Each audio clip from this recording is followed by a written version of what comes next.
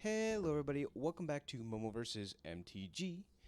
Today I have another EDH Deck Tech video. Hopefully I'll be bringing more content to you guys. But I took a little break, but hopefully I'll be back and posting more often. Without that out of the way, first we have Korlash Heir to Blackblade. Hopefully this mono black commander can rizz you up like Shrek himself. So without further ado, let's jump right into this. First off, we have the deck's concept, right? The theme I wanted to go with this commander is a mono black landfall, and this is definitely a combo Carl type beat of a deck. For 4 mana, Korlash reads, his power and toughness are equal to the number of swamps you control. Very cool. Pay 2, regenerate Korlash, and has the interesting grandeur ability, which reads, discard another name named Korlash, Heir to Blackblade. Search your library for up to 2 swamp cards. Put them on the battlefield tapped, then shuffle. That is the really interesting part of the card to me. You could definitely build around, and there are parts of the deck that build around his power and toughness being equal to number of swamps. But really, I want to get all the swamps out of this deck and onto the battlefield. You then could take advantage of his big power later on, which we'll talk about, but for the most part, I just want to empty my deck of lands, have them all on the battlefield. So without further ado, let's jump right into how we do this. First off, we have some atypical ramp, which are the mana doublers: Rain to Filth, Bubbling Muck, Crypt Ghast, Revenant, Extraplanar Lens, and Cage Suns. For Extraplanar Lens, we'll be running a snow-covered swamps for this. And yeah, all these will double our mana base, which is needed for certain combos, which I will talk about, and are really nice to have just in general to play more of our stuff. Then from there we have our standard ramp. We have Jet Medallion, Black Market Connections, Warren Soul Trader, Phyrexian Altar, Cabal Stronghold, Cabal Coffers. We're running, I think, 35 swamps in the deck, so we should be getting value from our Cabal lands. And then also creating treasure every turn or sacking the creatures we don't need for mana are definitely pretty good to have and are part of some of the combos anyways. So, and with the ramp situation, the goal of the deck is to be ramping with swamps and our commander in particular, so I didn't want to go too heavy down that route.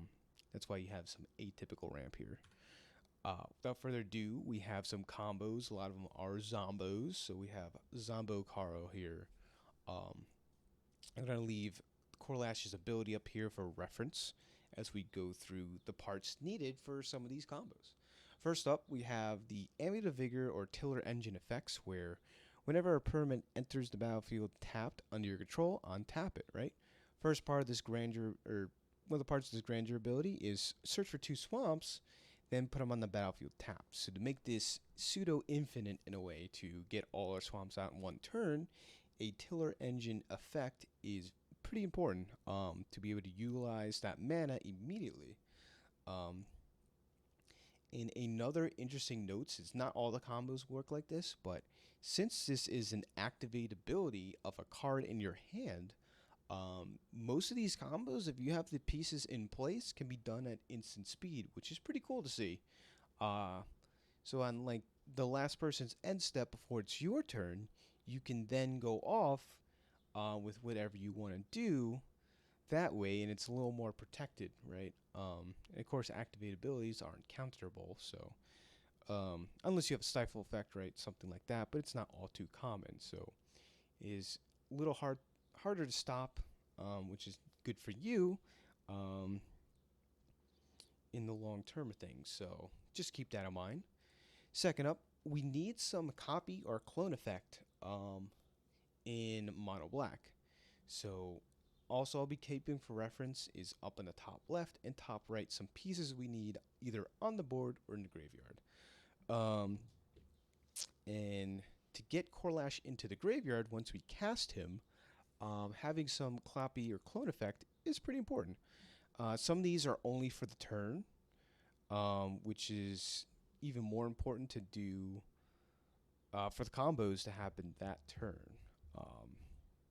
So for instance, Mirror the Forebears, Mirage Mirror have become a copy of Korlash for the turn.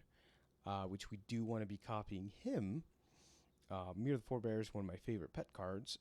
Enters the battlefield, choose a creature type, pay 1 mana. It becomes a copy of that creature, except it's an artifact until the end of turn, right? So you have to do it this turn because then Korlash will be stuck in your graveyard. There aren't too many copy clone effects as you see, and not ideal. You know, one is on a land that comes in tapped. Probably the best ones are Saw I Have, Mirror the Forebears, or or Activated Sleeper if you have a sack outlet. As he reads, you can have it enters the battlefield as of any creature in a graveyard that was put there from the battlefield's turn, except it's a Phyrexian in addition to its other types. So nice instant speed cloning action. But you do need sack outlet or have your commander be removed in order to do this. So something to keep in mind. You know, Lithoform engine, and while I like it, it's just pretty expensive, right? You have to cast your commander while it's on the stack, copy permanent spell you control, a total of 8 mana to get rolling, in addition to some possible other costs of the combos. So just something to bear in mind, but it's nice to have options. These seem like the best ones. There may be a couple more, but for the most part, it is these. Moving on from there, let's just jump right into the combos, right? So on the board, we have Amulet of Vigor, Mirror the Forebears, I'll represent as copying Korlash, and of course, in our graveyard would then be Korlash if we copy it with Mirror the Forebears. And sometimes I'll be throwing up here a mana doubler like Crypt Ghast. So for the first combo, we have Heirloom Blade, Gravecrawler, Worn Soul Trader, and Soldevi Digger. So to kind of start this off, we have all these on the battlefield. Heirloom Blade, pay 1, equip the Gravecrawler, because this reads, when a equipped creature dies, you may reveal cards from the top of your library until you reveal a creature card that shares a creature type. Put that card into your hand and the rest in your library in a random order, right? Put a random bottom. So we have Heirloom Blade equipped to Gravecrawler. Then we have Warren Soul Trader sack Gravecrawler, which will create a treasure trigger on the stack for Heirloom Blade. The treasure here will always pay for Gravecrawler's ability, and I know what you're saying. Oh, infinite combo right there. If you had a drain effect like Zulaport Cutthroat, Bastion of Remembrance, right, Blood Artist, you would win the game on the spot here, but it's not what I'm really going for in this deck, and I make that known to other players if they do ask. But anyways, I digress.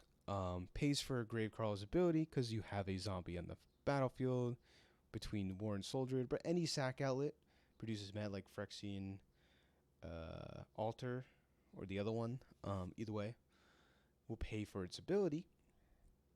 And then while Heirloom Blade's trigger is on the stack, we activate Soldevi's Digger to put Korlash onto the bottom of our library. And something to note is that this deck has 5 zombies total. So some extra mana to be able to do this multiple times would be nice. Because if there are zombies left in a deck, we will reveal them first, of course, put them in our hand. But if Korlash is the only zombie left in our deck, this just works, extra well. So we reveal cards until we reveal Korlash. He goes in our hand, and then we can continue this way to activate Korlash's grander ability, searching our library for 2 swamp cards, putting them on the battlefield tapped, which is awesome. So this is the first way to get all the swamps out of our deck onto the battlefield. Second combo of sorts, we have Archghoul, again Gravecrawler, and again this can be a generic sack outlet. This is just one of the nicer ones. Warren Soul Trader, and Haunted Crossroads. Haunted Crossroads reads, pay 1, put target creature from your graveyard on top of your library. So it's a cool way to shortcut a couple things. This is a little bit simpler of a combo.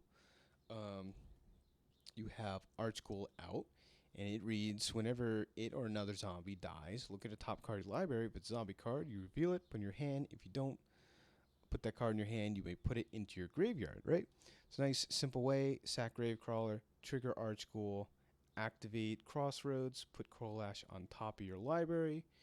Archghoul will then trigger, reveal Korlash, put in your hand, activate Grandeur ability, bop bop bop, rapid fire, get all your swamps out. And again, this is all done at instant speed, which is the really neat part.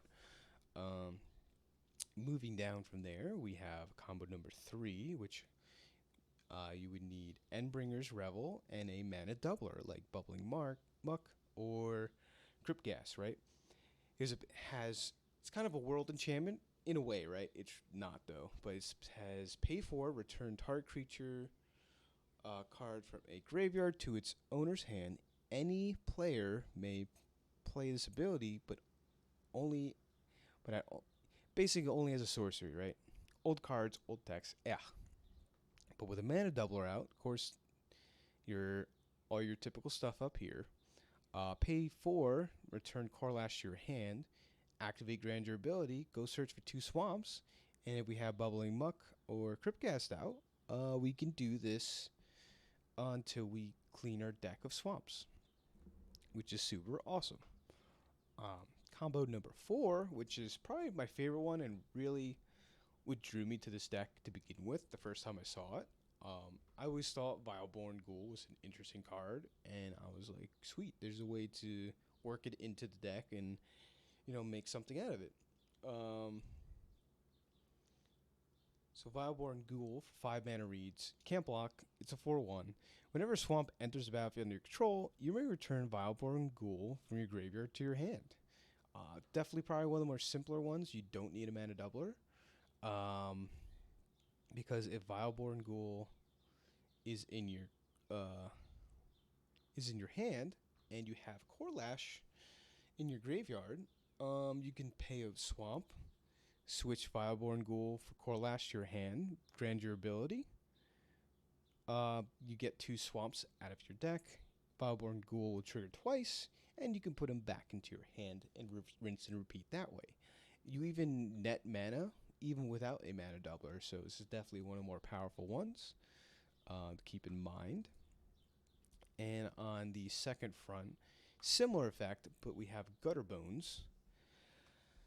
And he also has a conditional clause. If Crypt Ghast would be the best mana doubler, because if we cast him, have him sacked out, or we can have an extort ability because he reads. Enters the battlefield, tap, pay 2, return Gutter Bones from your graveyard to your hand, activate this ability only during your turn, and if only opponent lost life this turn. So definitely some conditional clauses here. But for this loop, it requires a total of 3 mana produced, so that's why a Crypt Ghast out would be nice. And also, an opponent would have to lose life this turn. But basically, if we have Gutter Bones in a graveyard, and we have an opponent that lost life, which we have some ways of doing that, of course, pay 2, return it to her hand, activate Tortured Existence, swap to 2, Grandeur ability, and rinse and repeat. Gutter Bones back to hand, and we'll net some mana that way. Combo number 6, probably the most simplest combo there is. Phyrexian Reclamation just works with our commander, and so long as we have, of course, the other 2 requirements out. Return Korlash to our hand, activate Grandeur ability, Korlash on the battlefield, right? Discard, search for 2 swamps, rinse and repeat, get all the lands out. Very nice. Then we have different one here with Vanewitch Coven.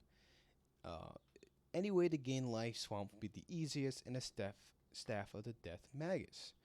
So with Vanewitch Coven out, we can play our swamp for turn, which will then trigger Staff of the Death Magus, which reads, whenever you cast a black spell or swamp enters the battlefield under control, gain 1 life, so nice incremental life gain here, which would then trigger Vanewitch Coven. Menace for 3 mana, Vampire Warlock. Whenever you gain life, you may pay a black. If you do, return target creature cards from your graveyard to your hand. So a nice way to get Korlash out of the graveyard, rinse, repeat, and duly noted, we don't need a mana doubler for this. Combo number 8, we have Brackish Turge, which is very similar to Gutter Bones in a way, but requires the Staff of Magus or some other way to gain life, because it reads, return Brackish Church from your graveyard to hand. Activate only if you gain life this turn. So instead of your opponent's losing life, you have to gain life this turn. Definitely need a mana doubler. Costs 3 mana to do everything. But with Staff of Death Magus, we can then gain our life, return Brackish Church to our hand, and activate Torture Resistance, activate Grandeur Ability to get our swamps out of our deck this way. And then, of course, right, so with all those combos in mind, it's like, how do we win the game?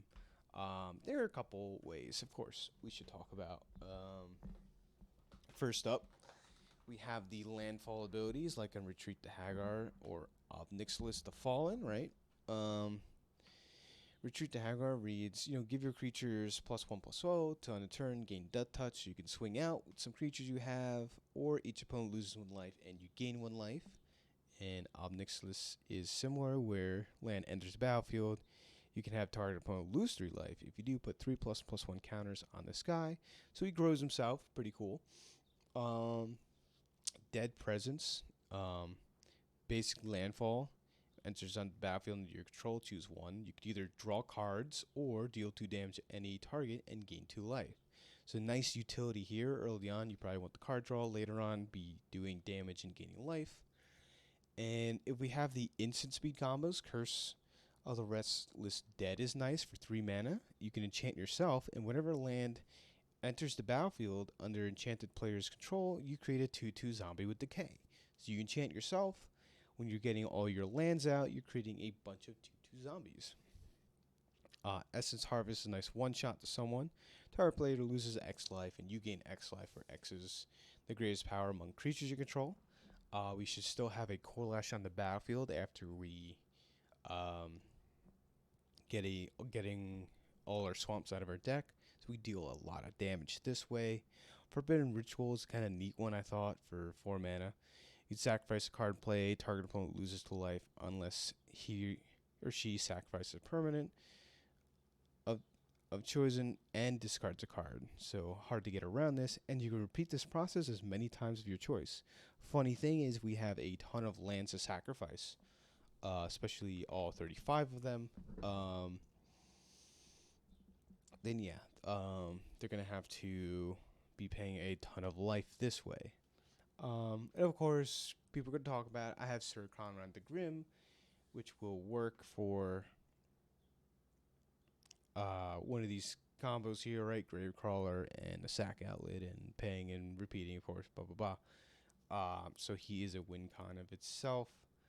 But the important part I really wanted to note is, whenever another creature or a creature card is put into the graveyard from anywhere other than the battlefield, it deals 1 damage to each opponent.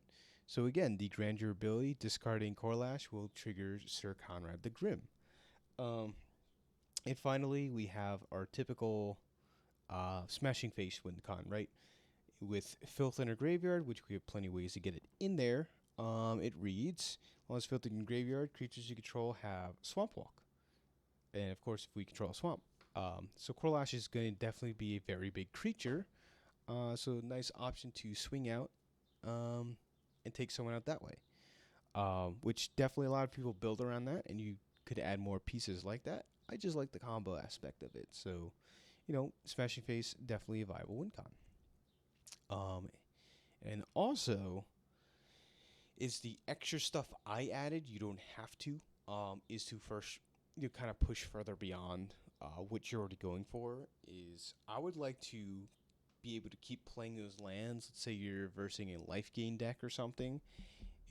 Dealing more than 35 damage is something you might need to do, let's say, or the amount of lands in your deck.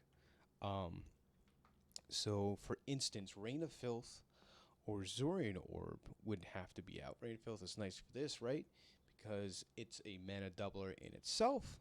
It reads, sacrifice this land, add swamp to your mana pool until end of turn. So if we have any of these 2 cards out, we have a Kozilek Butcher of Truth in our hand, we can sacrifice all our lands, And then Tortured Existence or Kozilek Butcher Truth into our graveyard. And with that on the stack, the creature that we just got, put it back into the graveyard and take Kozilek Butcher Truth out. This will trigger the shuffle effect, this was the toughest part of the deck for me, was finding a repeatable shuffle graveyard into deck effect, especially mono black. This seems like the best option. Of course, we're gonna have a ton of mana, so throwing down a 12/12 Annihilator 4 as well with the upside wouldn't be bad either, by no means, right? So this will shuffle all our sacrifice lands back into our deck, and we can use one of the combos talked about to continue this loop of getting lands out. So this will either net infinite mana in a way, or especially if you have a Phyrexian Arena Reclamation out as well, we can then always guarantee a creature in our hand. But other utility cards like Infernal Tribute are nice too, where we can sack our lands, whatever, and draw cards that way to continue this loop, which will generally win you the game with one of the win cons as talked about. Besides that, some nice enabler cards in our deck. We have Buried Alive. We can throw a couple of our zombies into the graveyard, or cards we want, which is primarily Filth, one Zombie Man, Vileborn Ghoul, or some extra thing like Gutter Bones. These are nice to have in our graveyard to begin with because we're always playing swamps. We can return this. Nice return options here. Inventor's Fair, Urza Saga, right? You can tutor for your 1 mana artifact with Urzas or any artifact to your hand, as long as you control multiple artifacts, which we generally will do. Vargoth, Bloodsky Sire, one of my favorite cards, has the Boast ability and allows you to tutor for any card. And then we have Yawgmoth's Will, which is, I use it for the reinsurance of you can play cards out of your graveyard in case important pieces are destroyed. And I think lastly here we have some big value stuff. Of course, we have Mask of the Grizzlebrand for 3. Gives our commander, flying lifelink, and when it dies, you can pay X life or X its power. If you do draw X cards, you can get a big swing in, sacrifice it, and draw a ton of cards. If we have 35 swamps out, let's say, or something. Disciple Bolas, Shadowheart, very similar. Shadowheart's repeatable, of course, where you get to draw cards. Disciple Bolas gains life. Shadow Spear is very nice, gives her commander trample and lifelink, and +1/+1, and can sometimes close out the game this way. So yeah, that pretty much covers everything about Korlash. If you find this video interesting, leave a like and let me know if you do have a Korlash deck and what direction you went. Without further ado, thanks for hanging out. If you got this far, drop a like and subscribe if you did enjoy, and I'll see you on the next one. Take care.